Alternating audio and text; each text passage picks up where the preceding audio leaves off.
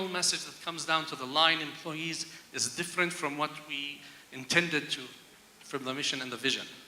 So my question is, these communication obstacles, when you're going down from the head of the management to the last employee, how can we try to find a way to get avoiding these obstacles for the vision and mission? My second question is to Dr. Muayyad. As you said, leaders should always keep a bit of a close, not that close to their employees. But as you know, most of the leadership people are saying that you have to have an open door for your employees. And especially, as you said, culture has a big effect, and we can see it here in Jordan.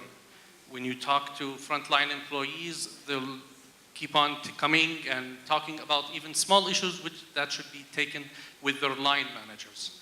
So how can we differentiate that and at the same time keep the integrity of our line managers so they're not, some line managers do not like their employees going up to the top of the management? Thank you very much.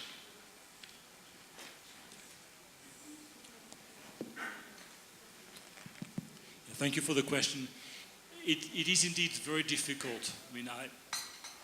Very difficult to deploy a culture to ensure that everyone in every corner of the organization lives the values.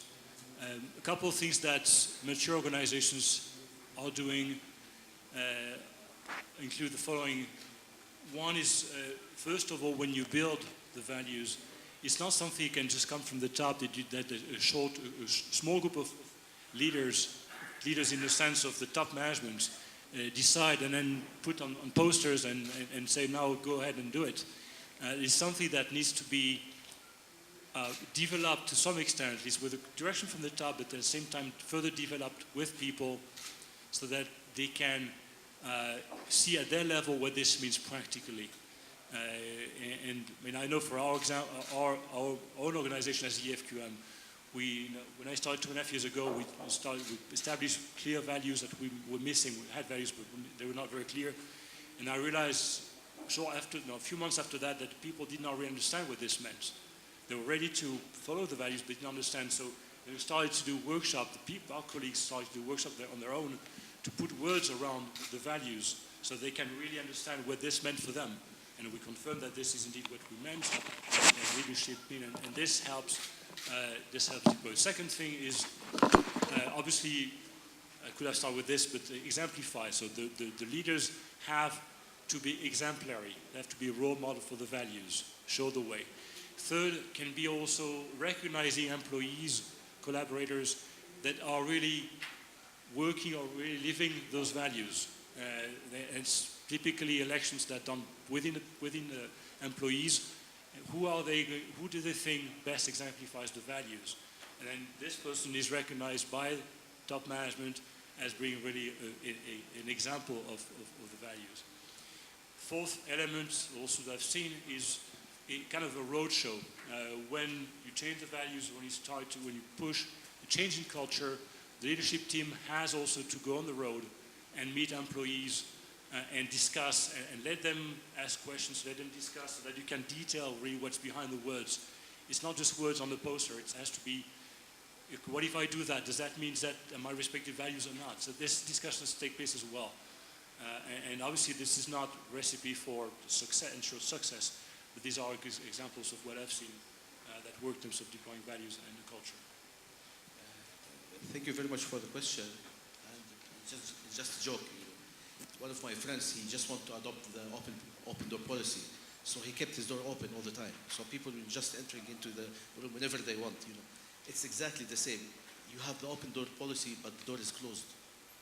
So you don't allow for everybody to get in. So the idea is you need to be engaged with the people, but at a distance, especially if you are chairman of the board and not a general manager. And I can remember, I met with the CEO of British Gas, and probably one of his objectives, of his yearly objectives, probably they've got like 40,000 employees in British Gas at that time. So it was to meet each and every one of his employees at least once. So it is keep a distance, it's close, but keep a distance. So they have to see him, through a group sessions, through one-on-one meetings, but they have to meet each and every one, at least to see them once in 1 year. This is an objective for the CEO. But this doesn't mean to be involved in the day-to-day operation.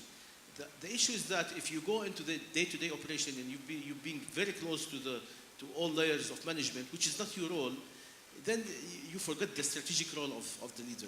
So you have to know their problems so that you can put the direction right.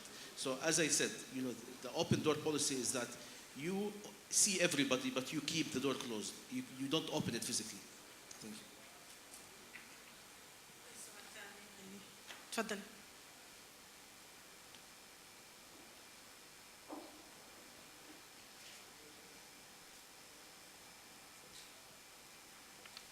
Thank you for this valuable presentations, but I'd like to ask about one question, so simple. The difference between innovation and creativity. I'd like to ask Mr. Samman for this difference. And for Mr. Mark, would you please give us an idea how to measure them? To measure the creativity versus the innovation. Thank you. So I will be answering the simple question. And innovation is for organizations, not for individuals. Creativity is for individuals. So you need creative people in order to get an innovative organization. So this is the difference. So you don't have a creative organization, or you have a creative people that can empower an innovative organization. So this is the difference. One, we're talking about organization, the other one is individuals. So this is the main difference between the two.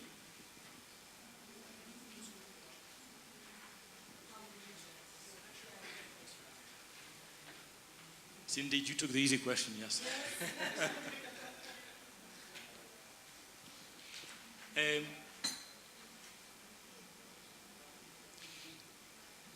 mean, innovation or creativity will apply in all corners of the organization. The first thing you can think about is product and services. How fast can you bring new products to the market, or can you create new concepts? But it also applies in other areas, in processes, and even leadership, in management processes, and so forth. So whereas it can be relatively easy for the first part, it's probably a lot more difficult. So let me address your question maybe more for the product and services part of innovation.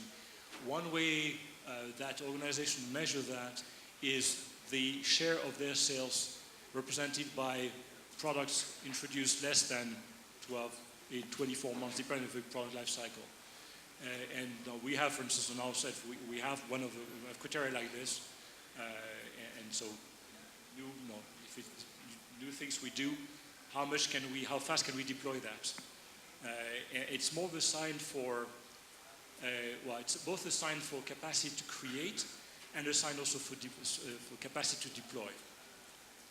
Whereas on the other areas such as management processes or creative about how to better service your customers, it's obviously a lot more difficult to have hard KPIs. However, you can measure more soft KPIs, perception. If you look at how you perceived as an innovative organization, it can be in the way you communicate, in the way you deal with the customers, you bring new products to the market. And this is, when you assess an organization, when we assess organizations, we all have, if you look at the right-hand side of the model, the result side, always have two sets of measures. One is fact-based, hard numbers. Could be, again, percent of sales as derived from products launched less than so much ago. And it could be, there's always a soft measure, which is a lot more about perception. And you can track, an absolute value in terms of perception doesn't mean anything, obviously. But what you will track is how you will change over time. Are you becoming, is your perception improving in terms of being innovative or creative organization or not? And you can do this, obviously, from the outside, from society. But you can also do this, you can also measure a leadership team in a 180 type of survey as well. Do people think that leadership brings about innovation, fosters innovation, and behind it, if I can complete also your answer in terms of creativity and innovation, it's also about capacity to accept failure. You have limited innovation if you punish failure. It's about also creating empowerment. You mentioned that, and on top of it, it's about initiative. But the ideas are not in the heads of leaders.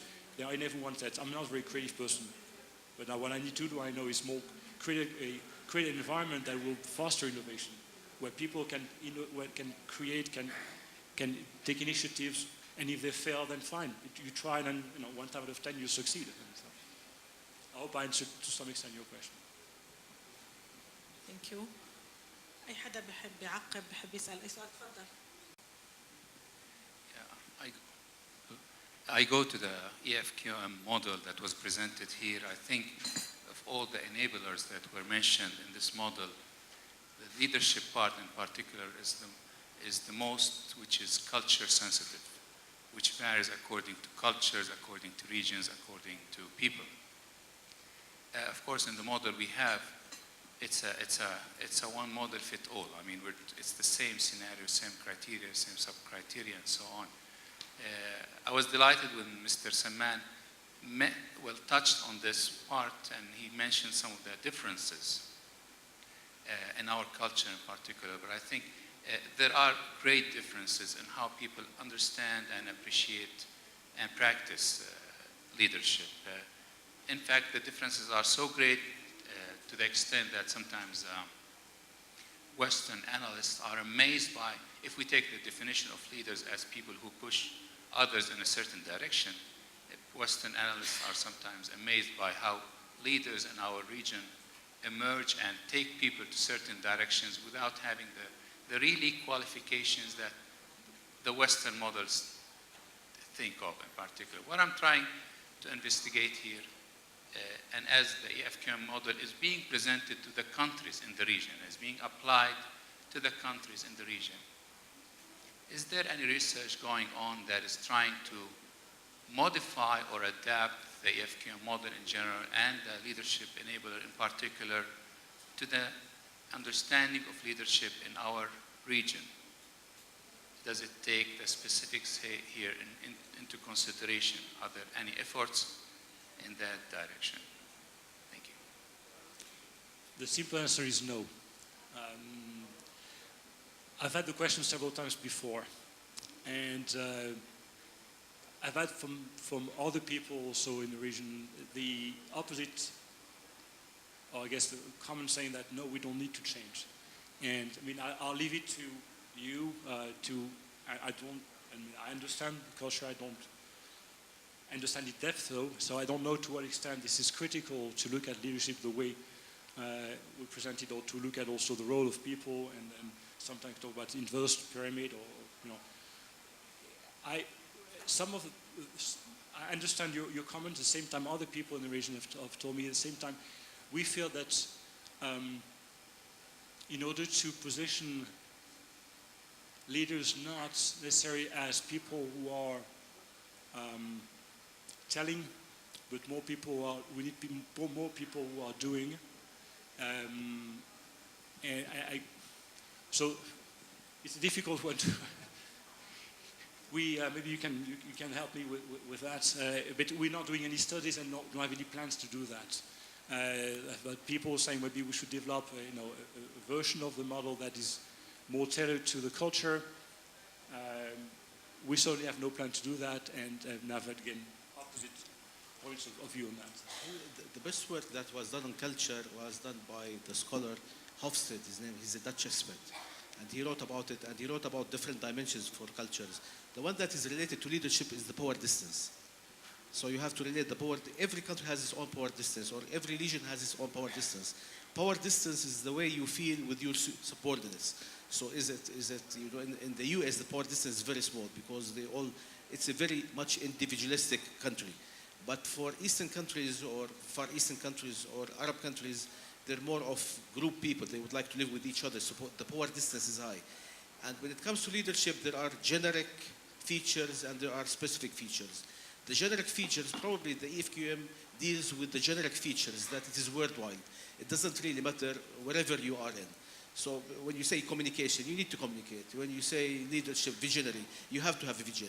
But for certain aspects within leadership, there are certain aspects that are very much culture-oriented.